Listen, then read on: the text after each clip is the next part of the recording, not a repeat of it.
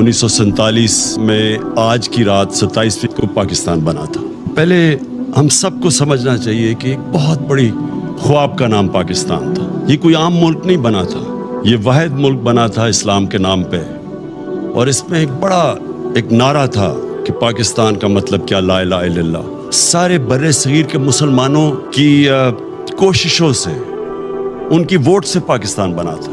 جو آج 20 کروڑ لوگ ہندوستان میں ہیں، ان کے جو بڑے تھے ان کو پتا تھا کہ وہ پاکستان میں نہیں رہنا، اس کے باوجود انہوں نے اس خواب کے پیچھے ووٹ دی تھی پاکستان کو۔ تو یہ ایک علامہ اقبال کی جو خواب تھی وہ ہمیں سب کو سمجھنا چاہیے، کیونکہ جو ایک قوم اپنے نظریے کو کھو بیٹھتی ہے وہ قوم کا وجود ختم ہو جاتا ہے۔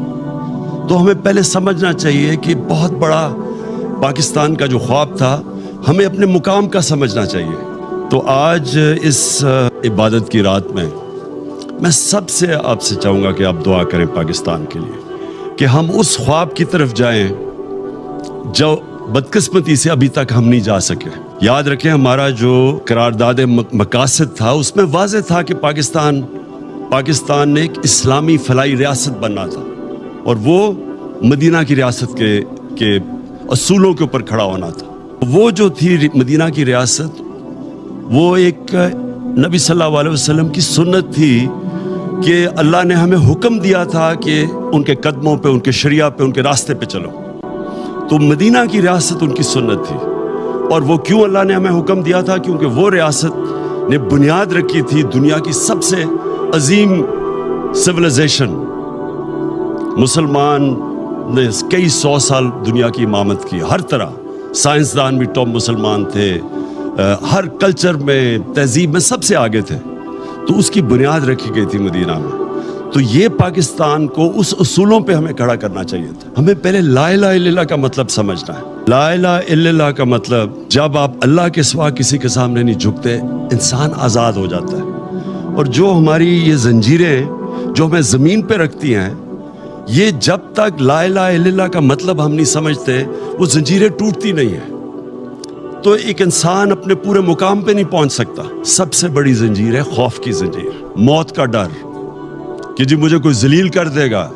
اللہ نے اپنے ہاتھ میں ذلت رکھی ہوئی ہے۔ رزق کا ڈر کہ میری روزگار نہ چلا جائے۔ یہ سارے وہ خوف ہیں جو انسان کی پرواز روکتے ہیں اوپر۔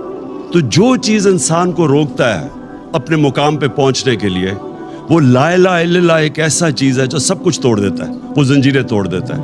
وہ جو ہم نے بننا تھا، اس راستے پہ ہم پھر واپس جائیں۔ جو ہم بدقسمتی سے اپنا راستہ کھو بیٹھے، اور ہم اپنے وہ جو پوٹینشل اللہ نے جو ہمیں طاقت دی ہوئی ہے، جب اس نے کہا میں تمہیں اشرف المخلوقات بنایا ہے، سب سے عظیم مخلوق، انسان فرشتوں سے بھی اوپر چلا جاتا ہے لیکن گرتا ہے تو جانوروں سے بھی نیچے چلا جاتا ہے۔ تو ہم کچھ بھی بن سکتے ہیں، ہم زمین پہ چونٹیوں کی طرح بھی جا سکتے ہیں، اور ہم پھر فرشتوں سے بھی اوپر جا سکتے ہیں۔ یہ ہمارے اوپر ہے، اور یہ تب ہم سمجھیں گے کہ ہم کتنا اوپر جا سکتے ہیں جب ہم لا الہ الا اللہ کا مطلب سمجھ جائیں اور وہ ہمارے دلوں میں آ جائے۔